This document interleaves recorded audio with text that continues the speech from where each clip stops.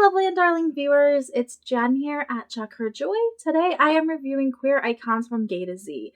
This is written by Patrick Boyle and has illustrations by Antoine Corbineau. This is a nonfiction book. It is a collection of mini-biographies, sort of, or glimpses at different people throughout history who have helped or been inspiring queer icons. There's a few allies in here, but that's like a separate page spread. Most of it is focusing on people who are actually queer, gay, lesbian, bisexual, transgender, non-binary, those kinds of. They fit somewhere on the queer spectrum. Most of it is set up in this fashion where we just have a one-page glimpse at somebody. Some of them have illustrations, some of them don't.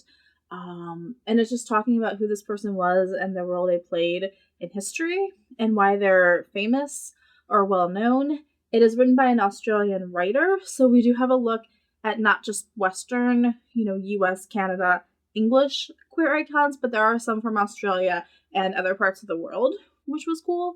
Although there is still like a major focus on Western people. And there's a couple double page spreads like this one where we look at several different people. This one is allies. There's ones for like musicians or athletes in kind of a similar fashion where we just have like a couple sentences about what they did. There's stuff about authors in here. And then a couple really notable people have double page spreads like this one for Elton John where he has his typical one page biography, but then there's also like these additional subplots here. It's really just an overview of like a lot of really powerful, really strong queer people. Kind of a celebration of queer life in that manner. The illustrations are fun and just very, like, they pop a lot. Which made this just like an interesting, fun, quick read. Some of it I read just a couple pages at a time while I was like waiting for videos to load. And a couple of them I sat down, when I got to the end of the book, I just sat down and read it for like an hour and just finished the book.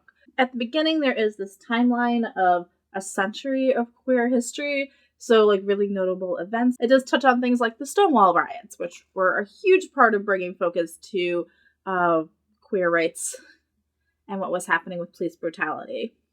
But also, like different pride parades and stuff, like the first cases of AIDS are showing up in here. Whatever you're into is probably in here. There's like politicians and musicians and comedians and actors and writers and just like RuPaul is in here. Like anybody who would have a pretty well-known status is in this book. And it does a good job of being intersectional also, having men and women, having people of color. We've got Sally Ride in here, like an astronaut.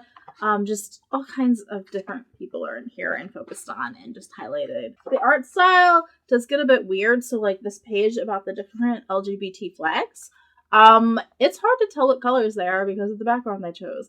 Like there's apparently green in this one flag, but when I first saw it, I thought it was black.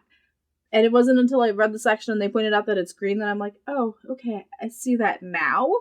But sometimes the art choices weren't great. There's also a few pages in here where the text was too close in color to the actual background page and it was hard to read.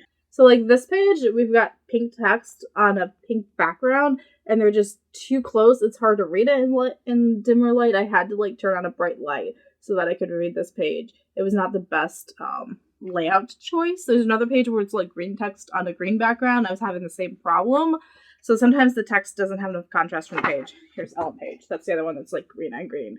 I'm like, I'm supposed to be able to read that? Are you sure? Really?